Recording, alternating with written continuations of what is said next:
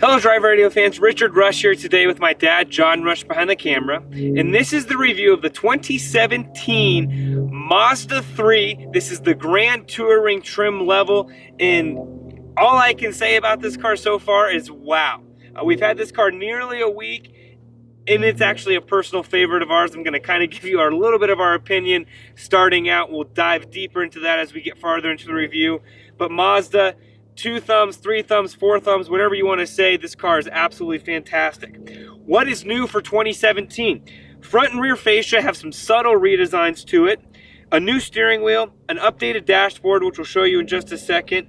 It's got a new electronic parking brake, and it also has G-vectoring control, which Mazda says will help with the suspension, the road noise too as well, and the ride comfort, especially with these 18-inch wheels which we have on this vehicle. So the Mazda 3 comes in 4 different trim levels: the Sport, the Touring 2.5, and the Grand Touring. What's special about the Grand Touring and the Touring 2.5 is actually the larger 2.5 liter engine, which is what's in this vehicle right here. We'll talk about more about that in just a second. But while I actually give you all these features instead of just standing here, let's give you a walk around on the vehicle. You can see part of what's special to the Grand Touring is this black grille insert right there. But what else? Well, the Grand Touring gives you what's the popular equipment, which is the sedan only, which gives you a rear spoiler, sunroof, auto-dimming rear view mirror, CD player, satellite radio, and a premium 9-speaker Bose sound system. Also on the Grand Touring, the more powerful engine, LED fog lamps, which you can see right here, the gloss black grille insert, digital speedometer, heads-up display, and full leather upholstery.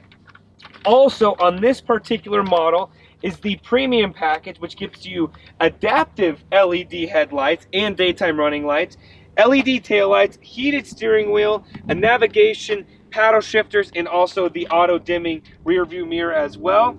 Also on this vehicle, I just keep going and going, is the iActive Safety Sense package, which gives you forward collision warning and mitigation, auto high beam control, adaptive cruise.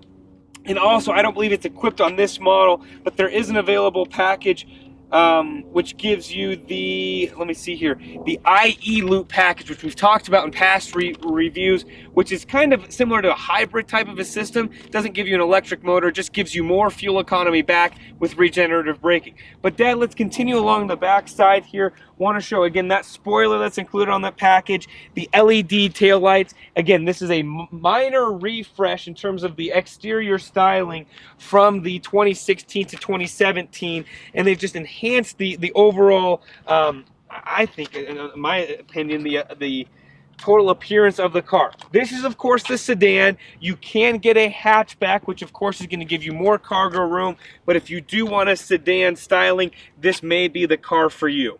Here we are for the trunk. Want to show you this a little bit again. As I just mentioned, the hatchback doesn't automatically pop open. If you do hit the key fob, this is about as far as it opens, so not terribly wide, not automatic by any stretch of the imagination, but enough to where you could get an arm and open it the rest of the way. As you get into the trunk space here, you've got 12.4 cubic feet of cargo room right in the back with the 60/40 rear folding seat. You can actually fold both of the seats just by pulling on one of these levers on both sides. In terms of underneath this cargo mat, what you'll see is you do have a spare tire down here. When you can store a little bit of cargo, I guess, inside the kind of the wheel well of the spare tire, but nothing major. You do have carpet as well as a little bit of storage on both sides.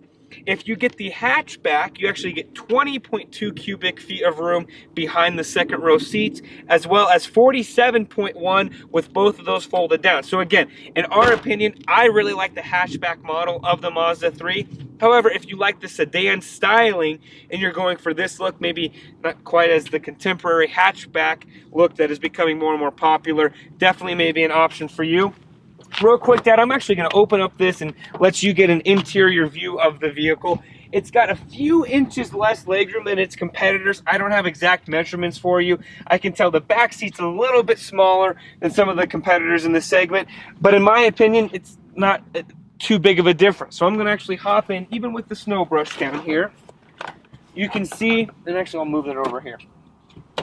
You can see this is set for myself and my dad, 5'9", 5'10" drivers.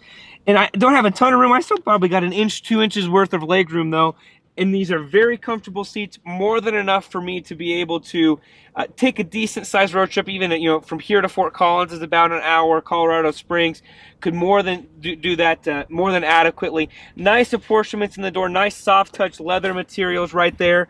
They've actually given, and it's more on the front side than it is the back, but given larger door compartment storage, which is new for 2017. Last thing we'll show you back here, you do have 2 cup holders here in the center area. There are no vents, no heated seats, nothing like that. That's really kind of it for the apportionments. With the, you do have a little bit lower of a roof line, of course, based off of the sunroof that this vehicle is equipped with. So something you need to note for taller passengers. But getting in and out, very easy to do. There's not a huge slope here, so you can slide in and out relatively easy. So with that being said, we're actually going to hop into the front seat and go over some of these features real quick before we do that. Just a few standard features on this car, and we'll talk more about that on the interior. 18-inch alloy wheels, the Sky Active technology, the G-vectoring control, the independent suspension, rain-sensing wipers. I mentioned the automatic high beams, the adaptive cruise control, which again is part of the optional equipment. A whole lot of vehicle for the money. Let's hop into the front seat.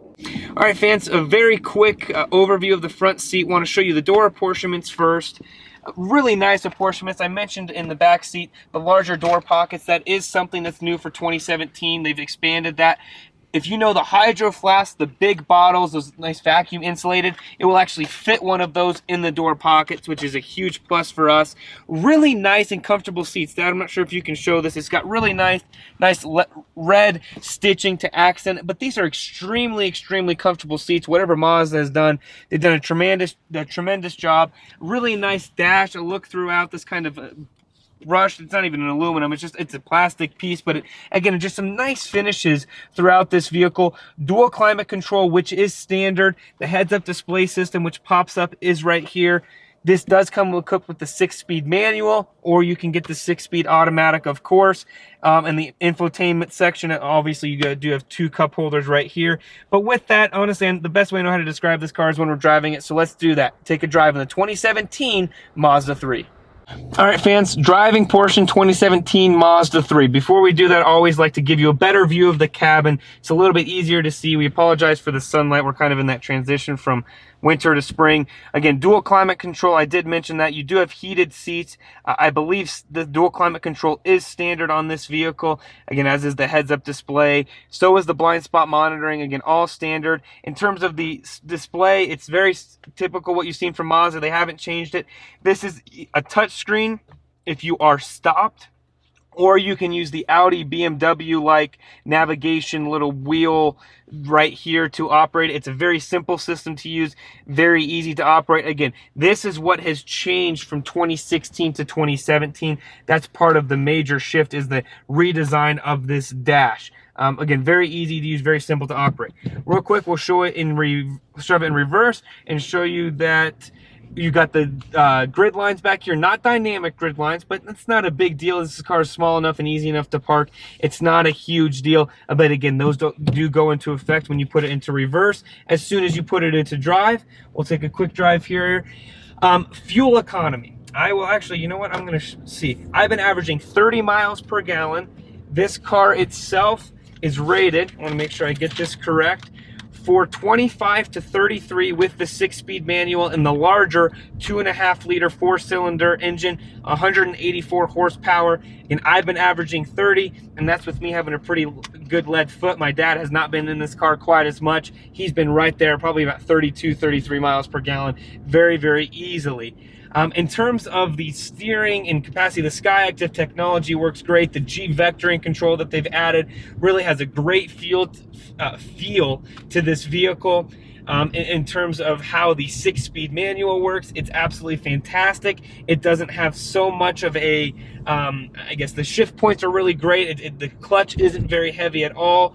In my opinion, it's a great clutch to learn on. Now, that could be just my opinion. Some of you may view that a little bit differently than I do, but that's what I know. rain sensing wipers. I'm not sure if I mentioned that earlier. I think I did. I mentioned the auto light control, the auto high beams as well, and the heads up display, which I actually had my father-in-law riding in this car. He mentioned, oh man, I'd be afraid that that thing would pop off there. Well, something to note, that actually does fold down when the car does turn off. So let's actually find a good place to pull over here, and we'll give you our opinion of this car.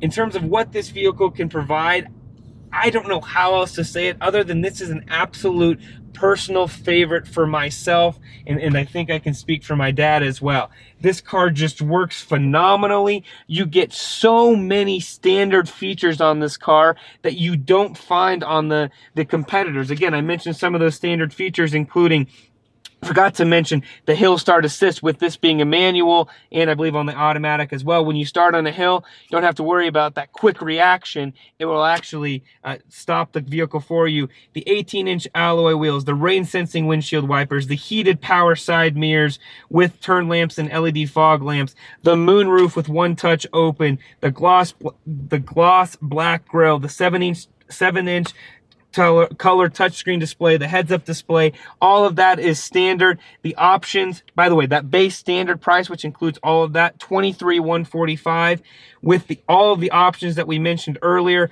brings this price, including delivery, to $26,880, which is absolutely fantastic. This car will read the speed signs for you, will read stop signs, everything. I think this is an absolutely fantastic buy for the money.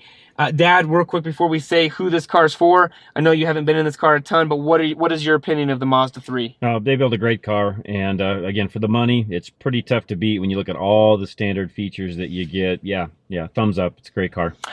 In our opinion, this is one of the best buys out there for the features, for the money, for the value, for the safety. This is a top safety pick for the, I'm not sure if it's the IIHS or the IHS, but it's a top safety pick, 5 stars out of 5 stars.